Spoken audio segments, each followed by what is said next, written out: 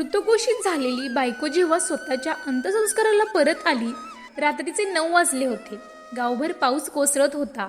देशमुख वाड्यात रडण्याचा आवाज घुमत होता. अंगणात पांढऱ्या कपड्यात गुंडाळलेला एक महिलेचा मृतदेह ठेवला होता.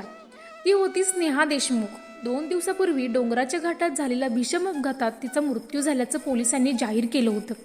मृतदेह इतका जळालेला होता की ओळख पटवण्यासाठी फक्त तिची सोन्याची अंगठी आणि मंगळसूत्र पाहून कुटुंबाने तो मृतदेह स्वीकारला. संपूर्ण गाव तिच्या अंत्यसंस्कारासाठी जमलं होतं. पण स्मशानात निघाण्याची अगदी काही मिनिटापूर्वीच वाड्याच्या मोठ्या दरवाजावर कोणीतरी जोरात टकटक केली. दार उघडताच समोर पूर्ण भिजलेली थरथरत उभी असलेली स्नेहा दिसली. क्षणभर सगळे गोठले. अंगणात एकाच वेळी 2 स्नेहा होत्या, एक जिवंत आणि दुसरी मृतदेहाच्या रूपात. स्नेहाचा नवरा रोहन तिच्याकडे पाहत राहिला. तू तू तू जिवंत आहेस? स्नेहाच्या डोळ्यात पाणी आलं.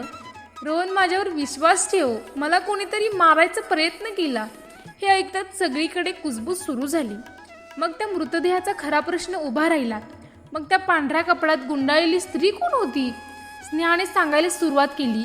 अपघात झाला तेव्हा ती गाडीतून बाहेर फेकली गेली होती.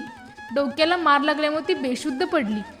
शुद्ध आली तेव्हा ती एका झोपडीत होती. एका वृद्ध दाम्पत्याने तिचे प्राण वाचवले होते. फोन नव्हता, रस्ता बंद होता, म्हणून ती 2 दिवसांची गावात पोहोचली.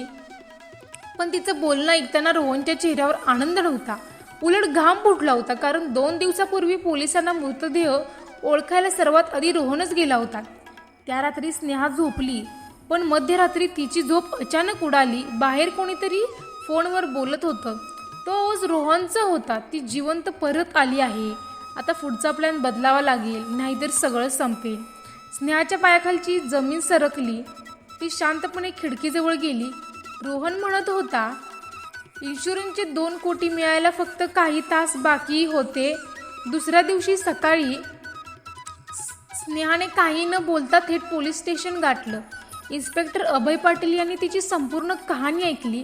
त्यांनी अपघाताच्या ठिकाणाचा पुन्हा तपास केला आणि तिथे जे सापडलं त्याने संपूर्ण केस उलटी झाली. रस्त्याच्या कडेला गाडीच्या ब्रेक पाईप मुद्दाम कापलेले स्पष्ट पुरावे मिळाले. हा अपघात नव्हताच, तो नियोजित खून होता. पोलिसांनी रोहनचा मोबाईल जप्त केला. त्यातून डिलीट केलेले मेसेज परत मिळाले. एक अनोळखी महिलाबरोबर त्याचा प्रेमसंबंध सुरू होते. दोघांनी मिळून स्नेहाला मारून इन्शुरन्सची रक्कम मिळवण्याचा कट रचला होता. पण नियतीने वेगळाच खेळ केला. जिचा मृत्यू व्हायचा होता ती वाचली आणि एक निरपराध महिलेचा मृतदेह तिच्या नावाने अंत्यसंस्कारासाठी आणला गेला. DNA तपासणीनंतर त्या मृत महिलेची खरी ओळख पटली.